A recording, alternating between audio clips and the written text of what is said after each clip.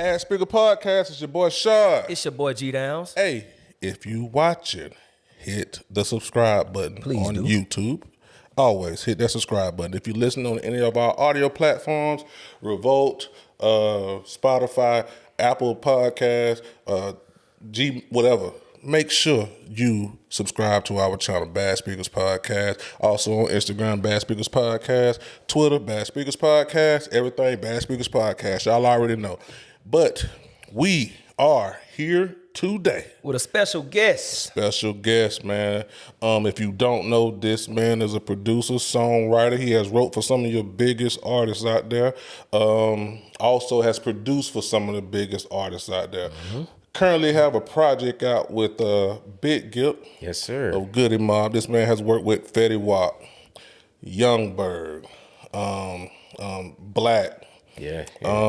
Who else we got? We gonna get into them R&B. Ceelo Green. Yeah, definitely. We gonna get into that. Yeah. You gotta do that. Ceelo Green, Jay Holiday, Kurupt, just to name a few. Yes, sir. You know what I'm saying? We got in here today James Worthy. Yo, welcome, man? Bro. What's up, bro? Thank y'all for having me, man. No finally problem. arrived. Yes, Finally sir. arrived, Yes, man. sir. Man, appreciate you coming through, man. All love. We've been trying to get you in for about 2 or 3 months now, man. But you know we have other obligations with Revolt, man. So you know how that go. So what we like to do here, I say this every episode, we like to just honor our guests, go through their careers. We ain't with that controversial stuff unless you go there, you know. But we just want to talk about your career and the things you've done for hip hop and just for the culture in general, man. Let's start off with you was born, I want to say, in Queens, New York. Yeah, Queens, New York. Yep. Now, what was it like for you growing up in Queens, New York? And did you grow up with anybody else that was in the music at the time when you grew up there? Nah, I don't come from a musical family at all. Wow. I mean, with the exception of my father, he played drums and stuff like that, but you know, he wasn't really serious about it. But I kind of got my probably early music ear just from him and music always being in the house. Like it was all genres in the house, like, you know, pop, house, dance, of course, hip hop, R&B, soul. You know, there's a lot of mixes of stuff going on. So I always felt like I turned into like a music nerd when I was young because I was exposed to so much different style of music. Gotcha. And I always wondered, like, okay, well, who did it? Right. So like I remember I used to go to the record store every weekend to buy a new album I never heard just to read the credits. First album you remember buying? A Tribe Called Quest, Midnight Marauders. Okay, which one you think better, that or Low End Theory?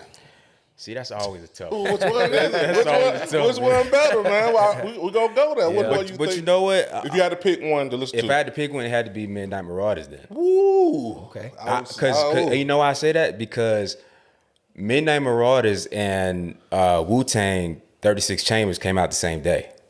I did not know that. Yeah. They both came out the same day. Wow. Okay. And I bought both albums. Which one you like better? Well, I connected more with Tribe than Wu-Tang. I love Wu-Tang, but Tribe, you know, they from Queens. Yeah. And you know, from the vicinity that they were creating at, I was there. Q-Tip. Yeah, Q-Tip is one of my favorite producers. He on another one, yeah. Now, me personally, we just happen to back and forth. I like Low End Theory a little bit better. I just think Low End Theory? Musically, I thought it was better. Both of them classics now. But I don't know, man. I can see why you say that, though. It was just put together a little bit better than Midnight Marauders. And you know, they infused the jazz element in that album. Yeah, you know what I'm saying? Yeah. And I just thought it was dope. But Wu-Tang Clan 32 Chain was also a classic also. Yeah, man. I mean, look, they all classic. Yeah. You know what I mean? It's hard for me to even choose, you know, because I just love them. But yeah, Tribe was like the very, very first. Yeah. So no family, like you say, into music, but you just got into it just because it was around a lot? Yeah, like I always been around just the arts. Right. You know what I mean? Like I was always around musicians. I was always around like painters and drawers. Like, you know, anybody who did anything creatively in the arts, I was around them. And at the time, my father, he did a lot of security work for celebrities. Right. So that kind of gave me some luxury to meet certain people when I was young and just kind of move around in that circle. And I was just like, man, I want to be in entertainment. You know what I mean? Whatever it was going to be, you know, at that time I didn't really know. Right. But I knew that I wanted to do something in entertainment. Yeah. Did you ever want to like rap, sing, or was it always just more on the producing side? Like, man, like I know the way me and this man grew up, bro. His mama bought us. I don't know if you probably remember the little blue IKEA machine. Yeah. And man, we used to make beats, but we started off wanting to be rappers. So I always wanted to know, like, when people finally get into music, like, which one did you want to do first, or you just wanted to just be in there some kind of way? I think I just wanted to be in it. Like I never really had a thing in my mind like I want to be a rapper or nothing like that. Like I just love music. Yeah. And even me getting into the music, it started off songwriting first. Okay. So once I started doing that, that's when the production came after that, because I felt like, okay, well, for me to even get my point across to anybody that's gonna take me seriously, I need full records. You know what I mean? What was the first big record you wrote for? Like where you just like, oh, it's it. Like the first major artist that you wrote a song for. Even before you start like producing. Well, see, the interesting thing is when I started getting to more mainstream acts, Right. the writing and the producing was already there, like Gotcha, together. gotcha. Okay, So okay, at that point, like I was kind of like more advanced. Yeah. You know what I mean? So it wasn't like, okay, I did some writing for somebody and then I got to brush up on the production. Like I was already in both fields. But man, early on, man, I did stuff for like Young Berg. I did a lot of stuff for like Mike Jones, Paul Wall. You went to Houston, huh? Yeah, like it was kind of Yeah, weird Texas, too. Like yeah. you know, coming from New York, then going all the way to Houston, Right. Swisher House and all them. But yeah, that was just my thing. Like I've always been very cultural and worldly. Gotcha. You know what I mean? So I never really wanted to put myself in a box musically. So I always wanted to work with all genres. So just different types of artists. So whether it was hip hop, then you know I would go to do pop stuff and house dance stuff, and you know. So I think that was like the industry kind of saw that and like, okay, well he's versatile. Right. You know, so that kind of gave me a one up. Was the Texas market the first market that kind of like welcomed you in, seeing that you are from New York? Because I'm pretty sure you probably reached out to some New York artists. But was like the Texas, was they more welcoming than even where you was from when you was trying to, you know, get yourself going? I mean, yeah, they were. Yeah. They were. I couldn't say they was more welcoming than New York. Right. I mean, but they definitely showed me love. Yeah. But then again, you know, I was young. Like, I mean, when I was doing that stuff, I was like 17, 18. Wow. Okay. So, you know, that's how I felt like I always had a one up in the industry started, because I was just so young, moving around in all these different circles with these different styles of artists. And they're like, well, how's he doing it? Like, how's he getting in these rooms and stuff? But, you know, I always been a talker. And I always been like, you know, a good pitcher. Like, I know how to pitch my stuff the right way and get in where I fit in type of thing. So that's how it started. Now, you went from Queens, New York, and I think you moved to Atlanta. Yeah. You was a teenager at the time, right? I was. Okay. What was the move like? Why did you move to Atlanta?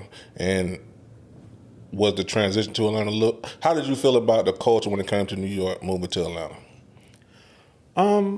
It was different. You know, the pace was different. Yeah. How old were you? I was like 12. I was about 12, 13 when I initially came. But I was kind of moving around a lot too, even before I officially came to Atlanta. Okay. But when I officially came, you know, I already had family here and, you know, all types of stuff going on. So it was different. You know, it was more slower pace than New York. And, but I did feel that people were a little bit more accepting to, I guess, experimenting musically than New York, because it was kind of like, if it ain't grungy, hardcore hip hop, or if it's like, if it ain't super sexy R&B, then they ain't really rocking with it too tough. Gotcha. You know, so out here it was a little bit more inviting to, you know, spread your wings a little bit. So what side of Atlanta did you move to? West side? I was on the east side. East side. Yeah, okay. yeah, I was on the east side. Okay. Over there with Gucci Man, huh? Okay. Yeah, man. Shout out to Gucci. Okay, nothing wrong with that. Yeah, man. You end up going to the Art Institute of Atlanta also. Yeah. Got your bachelor's in, I want to say, audio. Yeah. What was it? Audio production. Yeah, right. Yeah. Did you always want to go to college, or was that just something you felt like give you a better foot in the door when it came to music? You know what? I'm gonna be honest with you. Like, I really wasn't a college person like that. Right. I really only went because, you know, my mom was real adamant about it, and really both my parents. Mm-hmm. But, you know, like when it comes to entertainment and music, like it's really hands on. Like it's really trial and error. It's a lot. Like you have to be in the field and, you know, get experiences under your belt. And not to say that school doesn't help that, but you gotta get in the trenches with that. You know what I mean? Like, you know, a class ain't really gonna teach everything. Yeah, you know, and that's kind of how I felt about it. I'm like, man, I'm already getting placements. Like I'm already, you know, I'm almost on tour with certain artists and stuff. I'm like, really into I got to come back and come to this class, and I already know half of this stuff. You know, I feel you on that. So that was kind of my thing. I mean, you know, it wasn't totally bad, but you know, if I had my way, it would have been a little bit different. Gotcha. I feel you on that. So you came to prominence basically writing for Jay Holiday at the time. What was it like working with him? Because Jay Holiday was really hot back, you know what I'm saying? Yeah, no, Jay Holiday had a run. He had a run. Yeah. Jay Holiday's cool, man. That's my guy. You know, me and him, we did a single together called Gold Mine that I dropped in 2020, I think. Okay. And this is like after COVID. Like COVID had just hit, and you know, everybody's trying to figure out what they're gonna do, and you know, my whole plans got wiped away for when that COVID hit. Like I had just dropped my second EP, and you know, I had a whole plan, a whole tour plan, and it was gone. Just like that. So I had to figure out. I'm like, well, I mean, I got to drop something. Yeah, I got to do something. So you know, I called up Jay one day and asked him if he wanted to be on his record. And, you know, that was the record that we did. You had a relationship with him before y'all started working together? Yeah, we it's funny because we always ran into each other a lot, you know, in the past years. And I was really cool with his manager back in the day. And, you know, we was just all tight-knit. So, you know, we was always cool. We had just never really sat down and really work like that. Like a lot of stuff was just kind of in passing. So when we did Gold Mine, you know, that was really the first time we really sat and made something together. Okay, I feel you. I want to say 2019, you dropped your first EP, Blue Leisure. Yeah. What was it like actually dropping your first project, and where was you when it first came out? That was dope because I remember I was working on the EP at the time, and I had met Ecstasy from Houdini. I was gonna get to that. And at the time, I was working with a producer, and he had a relationship with Ecstasy's girlfriend. And she's a DJ as well. And you know, he pretty much was just telling her what we were working on together. And they popped up to the studio one day. And I was working on the last record on the project, which was called Move. Okay. And he walked in and you know, he started bobbing his head. And, you know, it was more of an island feel type of record. So he was bobbing his head and he was like, oh, I like this. So as soon as I finished laying down my parts, he pulled me to the side. He was like, hey, I want to get on this. And I'm like, what? Ecstasy. Like I would never think that he would like something like that. But literally, I wrote his verse with him on the spot, and he hopped on that record. Wow. And it became a James Worthy and Houdini record. Gotcha. So that was the first single off that project. But even with that whole experience, like I got a chance to work with Tony Terry. I had a chance to work with Diddy Dirty Money, Sona Relay. So it was, for that to be the first initial project for people to hear from me as an artist, I thought that was pretty hot.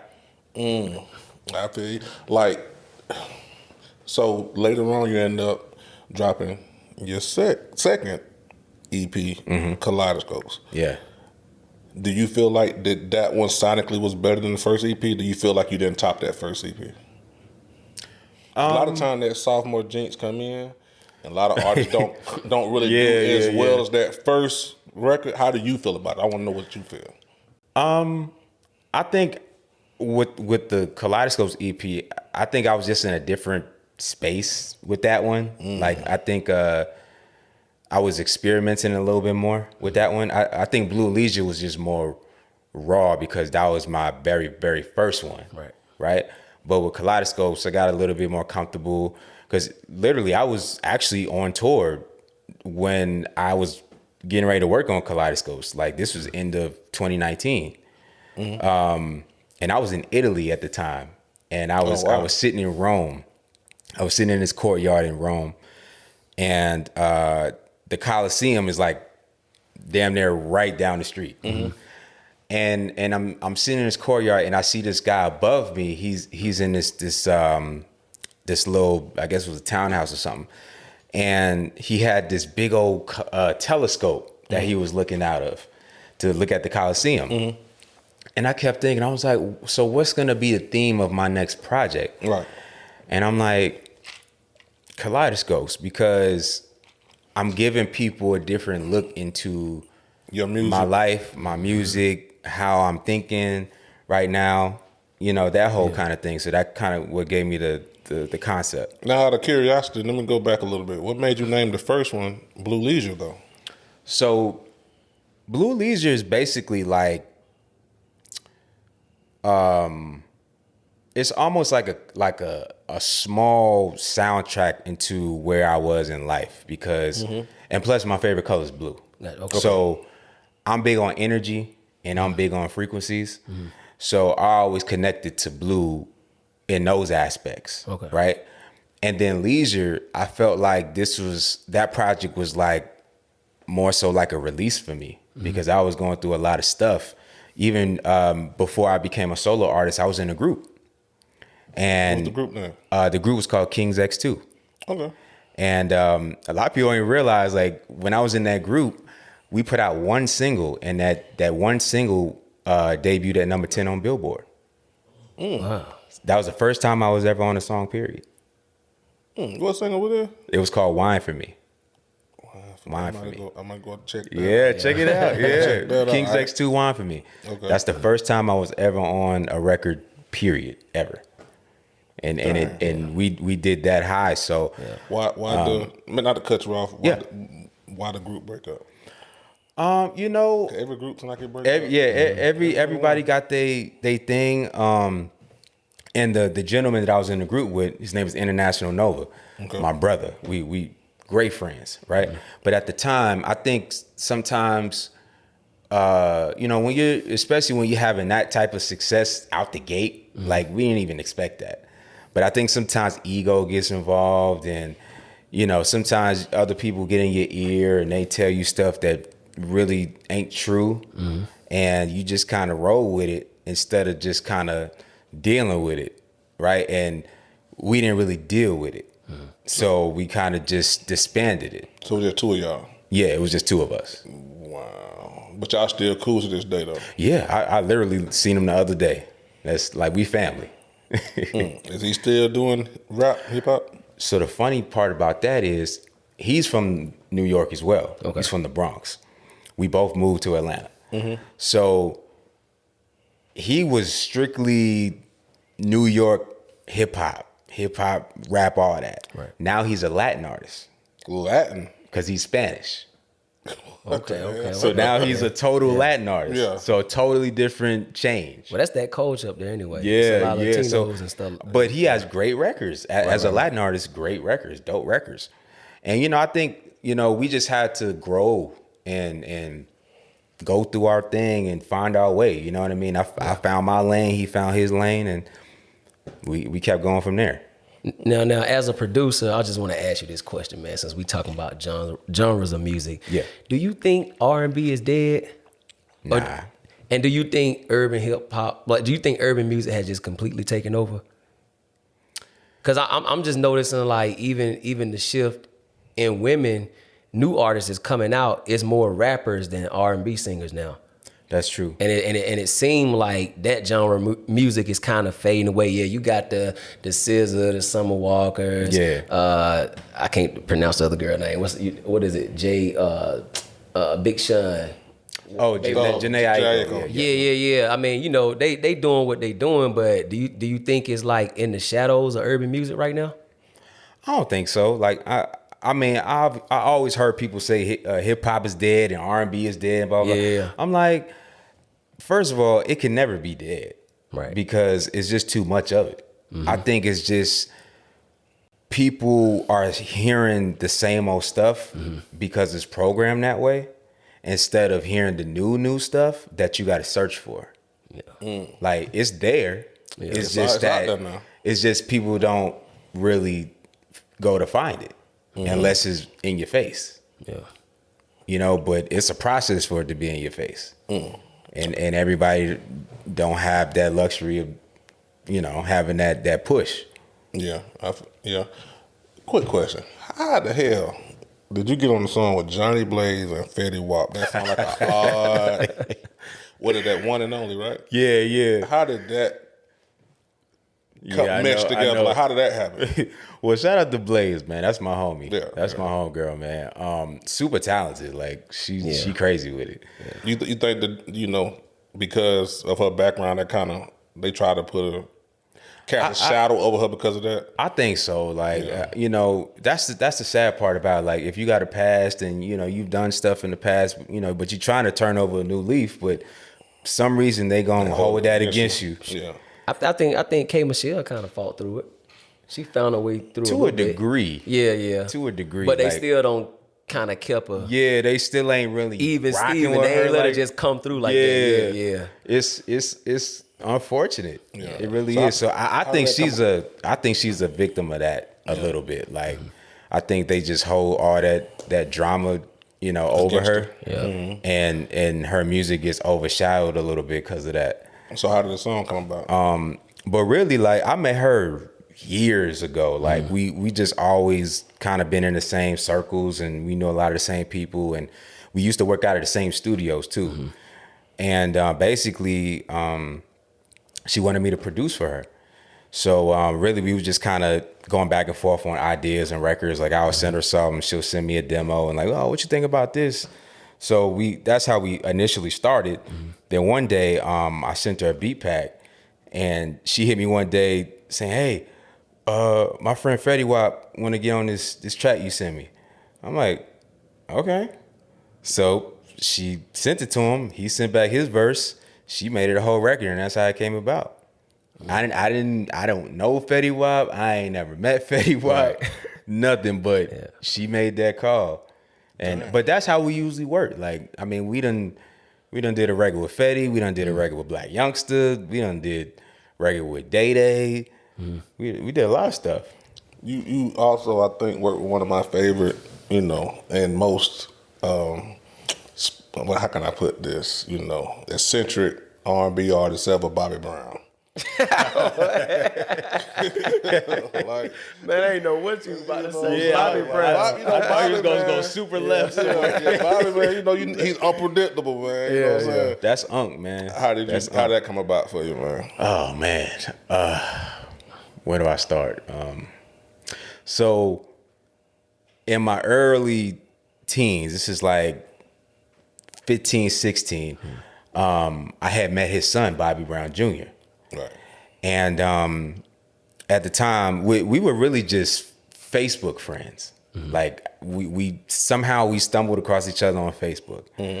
And he reached out to me one day. He said, hey, man, you know, I'm trying to do music. You know, I'm trying to figure out what my direction is going to be and, you know, all that type of stuff. So at the time, I was in the development stage. So me and him were just kind of like helping each other with music and trying to figure out, you know, what our niche would be. And that's how I got a chance to meet his father. And the rest of the family. So, you know, his dad, his other brothers, his cousins, sister, all of that. So it was kind of like a family thing. So yeah, his dad is cool, super cool. I always used to say that man right there got to be the strongest man I ever seen in my life. Well, you said For all the stuff that he's endured. He done lived 2 lives, man. I mean, Man, Did you get a chance to meet Whitney? I did. Oh wow. man, Whitney Houston and How was that, Janet Jackson. That was like auntie. Oh, They can say what they want to about Bobby, man. He had Whitney and Janet, man. Can't tell that Yeah. man. oh yeah, he nothing, won. man. He won. He won. No, people don't realize Bob was that guy. Was the guy, man. Right. Was Bobby that was guy. that. Yeah. I'm gonna say it, he was. Yo, that Unc nigga, was man. that guy. Like I can't take it away. Like at that time when he was at his height, I ain't never seen an album that had 4 hits. I think he had 5, didn't he?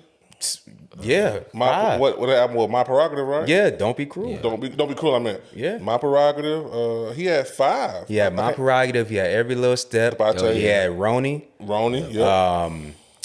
What's the other joint?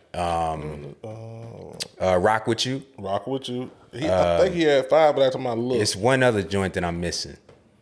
But I think I know that album sold like 10 million or something like that. Crazy, Bobby was, crazy. Crazy. Give us a Bobby Brown story. I know you got one. So this is not a it's not a pleasant story, but it's an important story. Okay.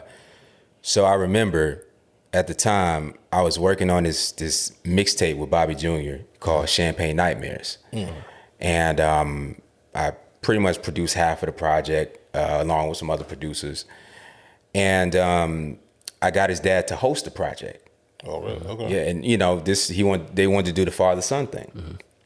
So I'm like, oh, that'd be dope. Like, the industry would love that, especially with Bob. Like, he never did anything like that before, so it was different. So they had just got to Atlanta, because, Bob, he was always in Atlanta. Like, he had a house in Atlanta and all that, so he was frequent. So I was already living in Atlanta, so I said, well, why don't we just set up a release party for the project and have people come through, have some media, come listen to it, have a family come, make it a whole thing. So, Bob came through, Bobby Jr., his cousins is there, Bob's brother is there, like everybody's there. But this is the time when Bobby Christina was going through her thing. She was in that coma, right? So the crazy part about it was we had that event, and once it was over, we were trying to figure out what we were going to do after.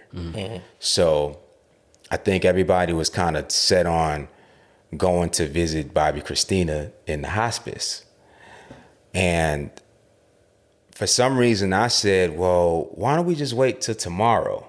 Because everybody's here and, drinking and having a good time. Like, let's just reset, for tomorrow. Let's, we can go to a lounge or something tonight and kick it. And that's what we did. We went to a little lounge and we kicked it. And then lo and behold, the next day rolls around and she passes away. Oh, wow. I didn't know where you were going with that. Yeah.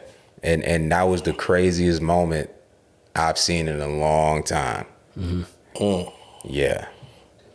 And it was like, it was such an eye opener for me. I was just like, wow, like anything can happen at any second. And just the fact that we were literally talking about going to see her. Yeah. It really messed my mind up. Yeah. R.I.P. Bobby Christie. Yeah, so R.I.P. Chrissy. Let's get a little lighter note, man. 2017, you started doing a little acting. I did. Tad a little bit of acting. Yeah. You appeared on the BET series From the Bottom Up. Yeah, that was cool. What was that experience like for you? So this was interesting. So are you guys familiar with Sarah Stokes from Making a Band? Sarah. Making a Band, the white girl. Was that the white girl? Well, she wasn't white, but light-skinned. Light-skinned girl. Yeah, let's just say that. The whole thing with her and her husband, going back and forth and stuff. She had a lot of crazy mess going on. But super cool chick. Still cool with her to this day. But at that time, she was working on her new project, and I had produced a record for her called Sneak Peek that featured Babs from Making the Band as well. Babs. Okay. I remember her. Yeah. I'm thinking about the girl from the female group that he put together. Oh, you talking about Danity Kane? Yeah. Okay. Yeah, my bad.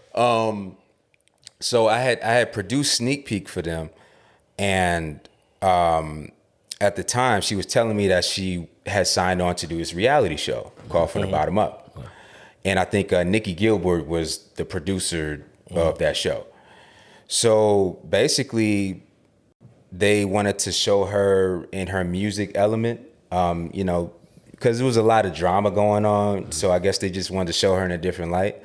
So basically, they filmed this in the studio. We had a pretty long studio scene in that show, just kind of working on Sneak Peek. So kind of like showing the creation of the record, which was cool because I was happy that she got that look, because everything else was just so drama filled. I'm like, let's just focus on the music. So yeah, that was a cool experience. That's what's up. Now you in music now.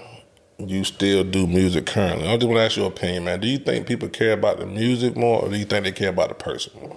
Because it seems like now it depends on how popular you is compared to how good the music is. I hear a lot of underground artists who make some good music, but people don't care.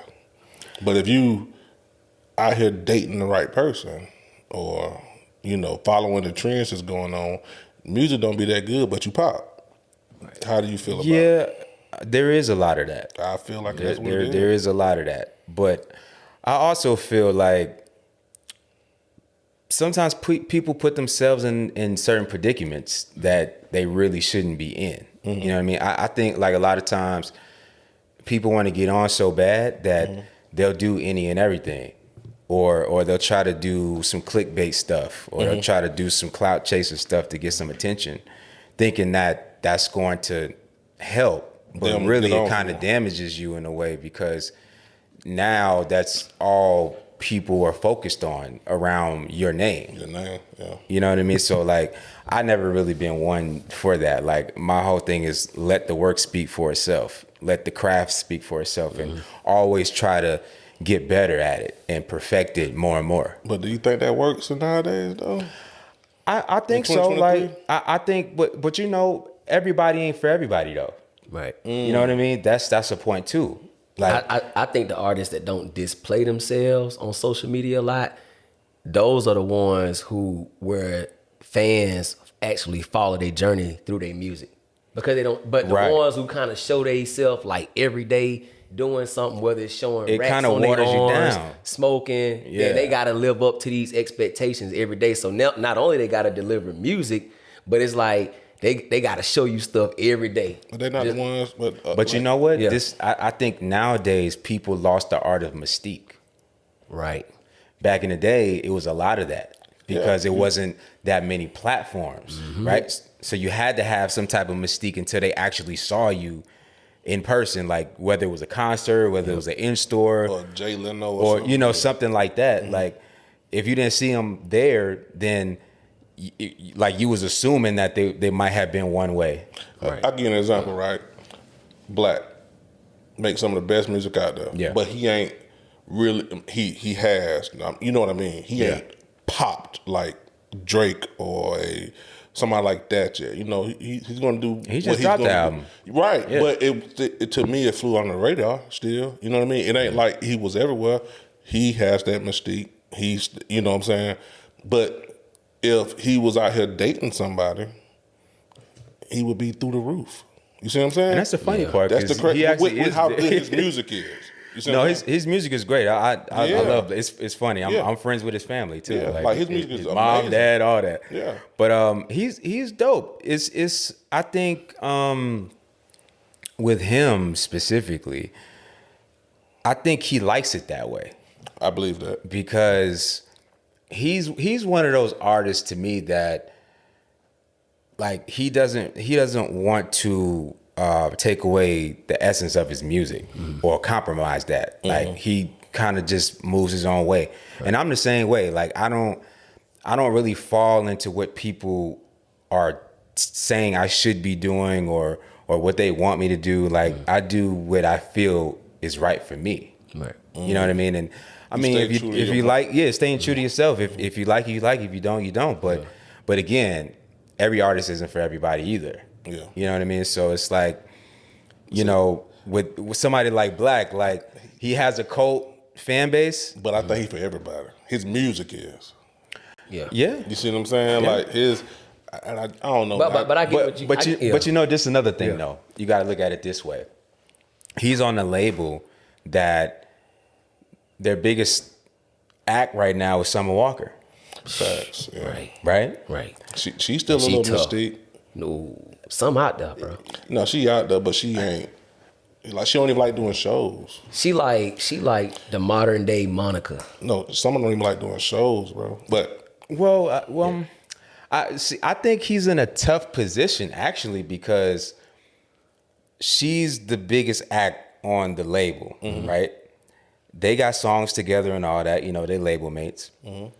But I think because they put so much behind her that he kind of gets the short end of the stick a little bit. Budget wise. Yeah, like the budget might not be the biggest.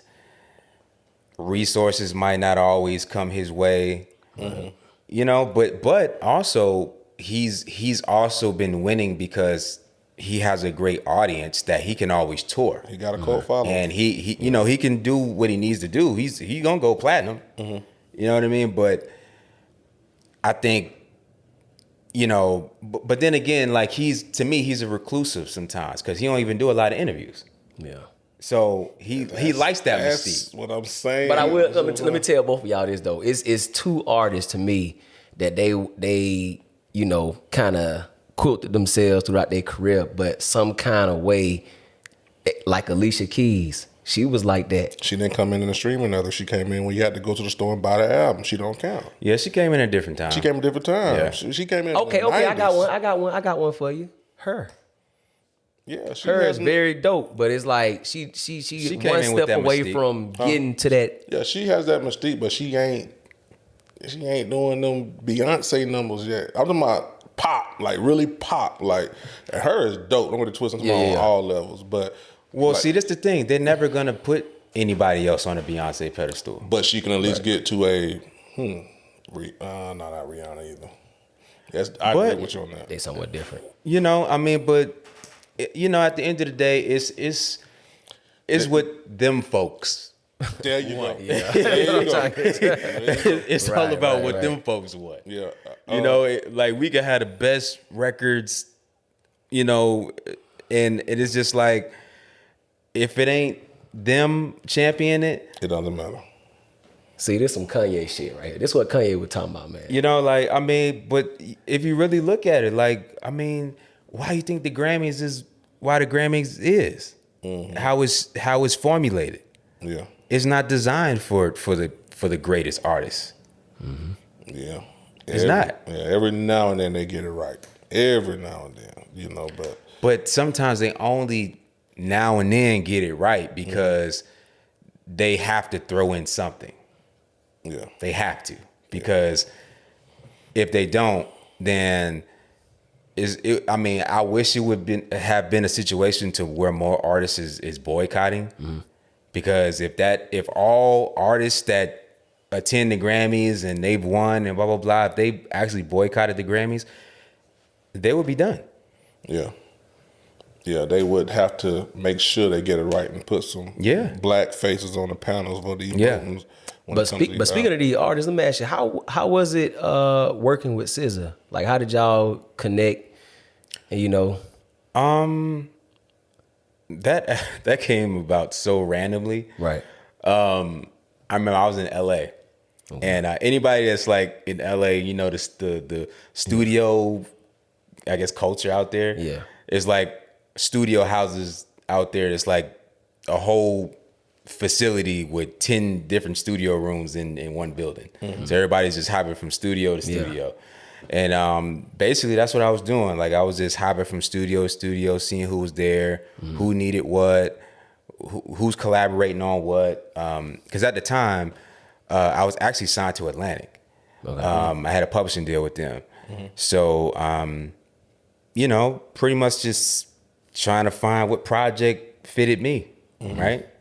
And she was working on stuff with TDE, and I think at the time we were at Midway Studios out in LA, and TDE had a session over there. SZA, Schoolboy Q, and I think JID might have been there. I think, not too sure, but I know Schoolboy and SZA was there. And they were just vibing out, and I played her some stuff, and you know, she just kind of liked the vibe, you know, because I like more like, I guess, cinematic, dreamy, melodic type production, right? So that was kind of her bag. Yeah. So, you know, we just kind of connected that way. And, you know, she did a couple records with me. Yeah, she's a very dope artist. Yeah, she dope. I like her. Let's get to the current stuff. Yeah. Currently got out the EP. I guess self-entitled, basically, Gipp and Worthy. Gipp and Worthy. How did that pairing come about? Interesting story. So one night I was in my studio and I was working with Kurupt. And Kurupt was living in Atlanta at the time. And he was usually recording at my studio. And we were working on this record called Top of the World. And literally I had just finished recording the hook. That's TOTW. Yeah, that's what that is.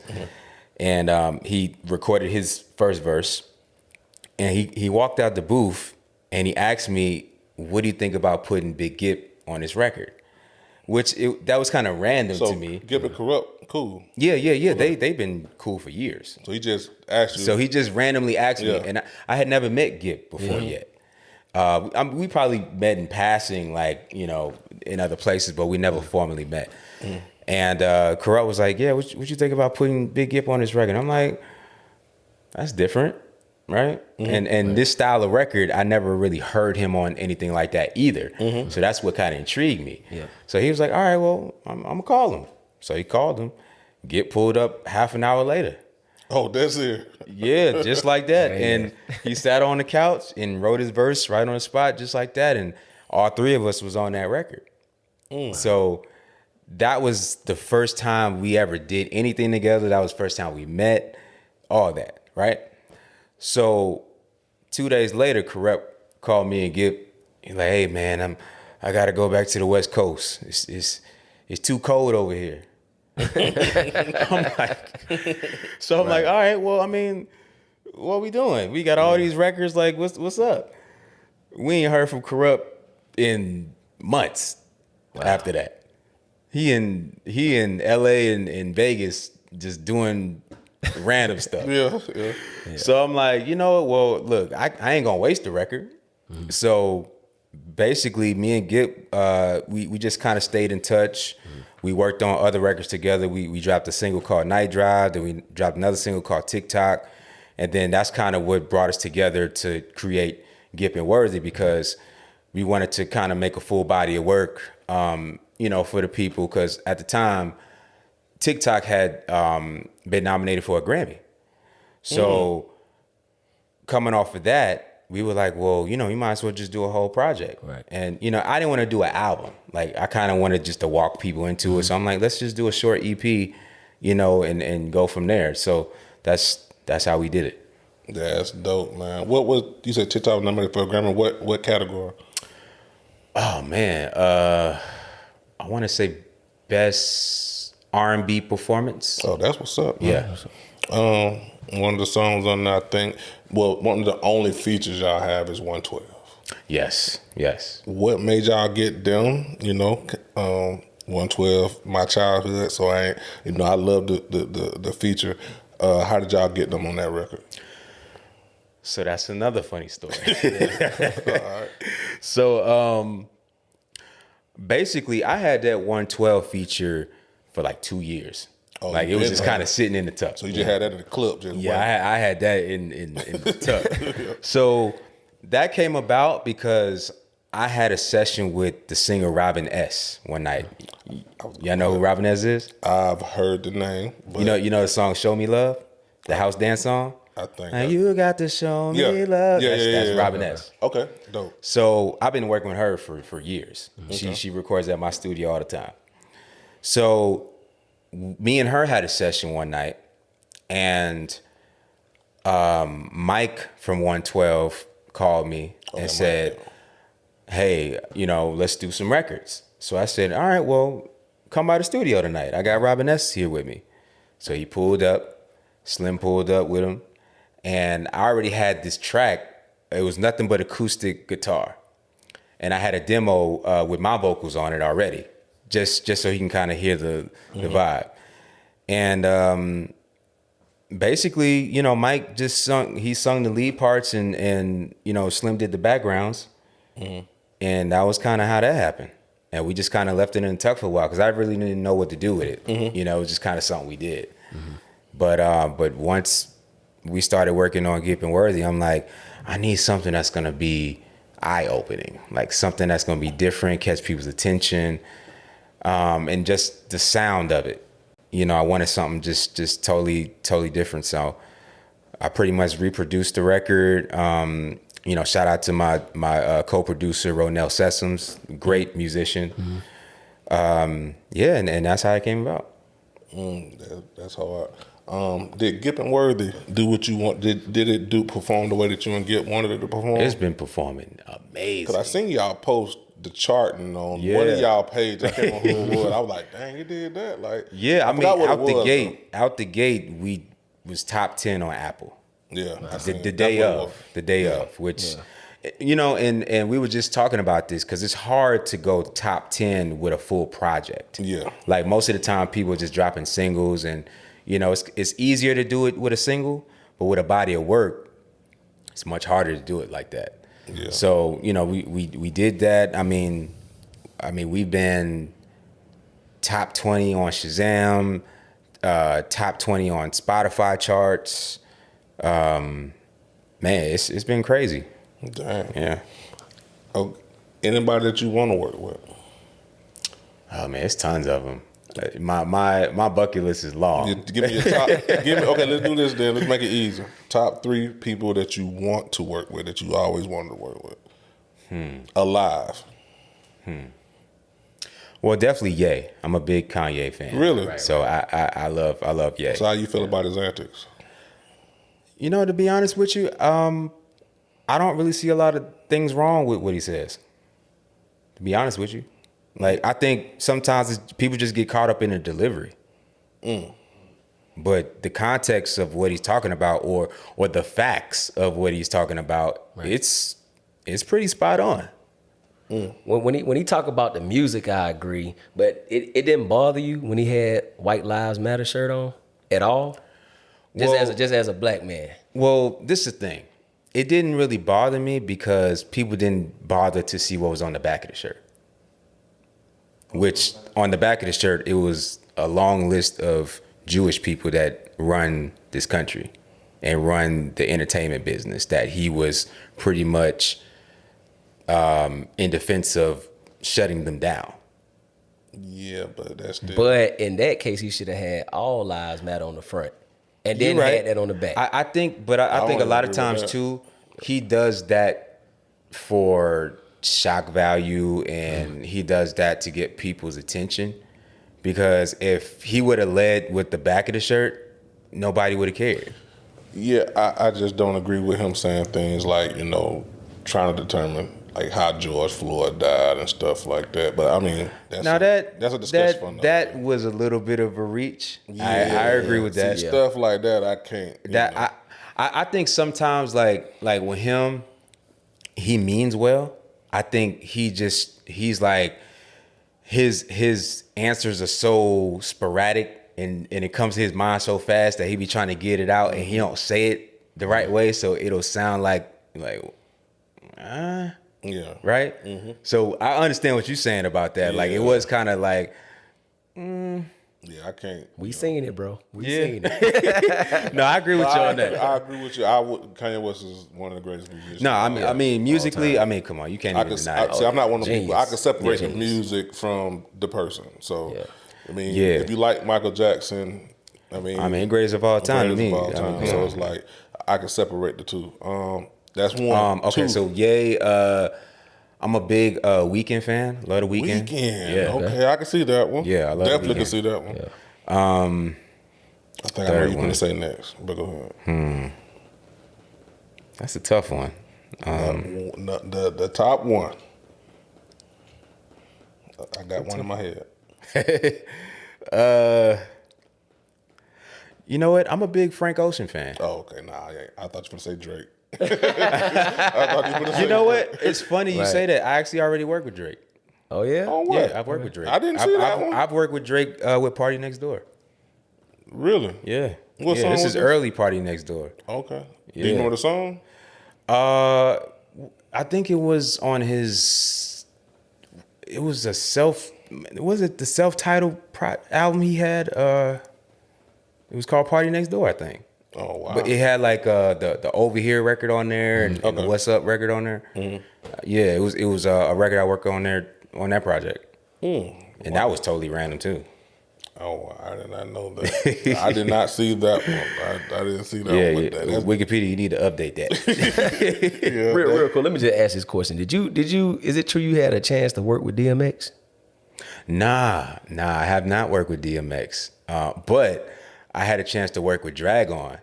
Okay. In Swiss Beats, and it's funny because I think people thought that I worked with DMX, right. Years ago because I was in New York for when I moved to Atlanta, I had went back to New York for a short period of time, and I was doing some work up there, and I was trying to do some work with Rough Riders. Okay. And I had met DMX. Okay. And I had gave him like a beat pack, and he liked a couple of the tracks. Yeah. But we never really had a chance to get in the studio and work. Gotcha. So I think we took a picture together or something, and people just kind of like, oh, he worked with DMX. I'm like, we ain't get to do it yet. yeah. That would have been hard though. Yeah. Bet you could. Yeah.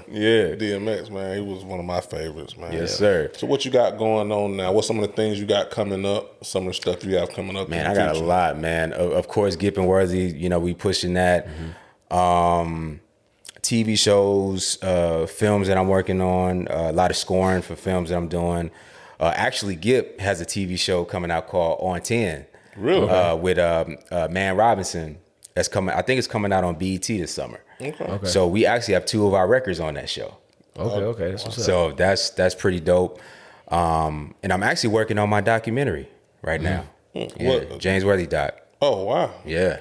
Okay. Yeah. So I think it's gonna be interesting. People have been asking about that for quite some time. Right. Just to kind of understand, my backstory and how I really transitioned from that nerdy kid to becoming a successful producer to a successful artist. Like, not an easy thing to do. Right. You know what I mean? But I think, because I've been through so many ups and downs in this game and just in life, I think it'll be an interesting story for people to see because so many people have come in the fold throughout my journey. So, yeah, it's going to be hot. Man, that's what's up, man. You got anything else, G, over there? Man, we'd like to thank you for coming through. I appreciate y'all, giving us some of these old school stories, man. Sure. And man, thank you again. Anytime you want to come through, we here, bro. Man, much love to y'all, man. I love y'all platform, man. Y'all doing y'all thing. Thank you, sir. We trying, appreciate that, man. Yes, sir. It's Bad Speakers Podcast. Your boy Shad. It's your boy G Downs. And you know what? We are out. Yes, sir. Yay.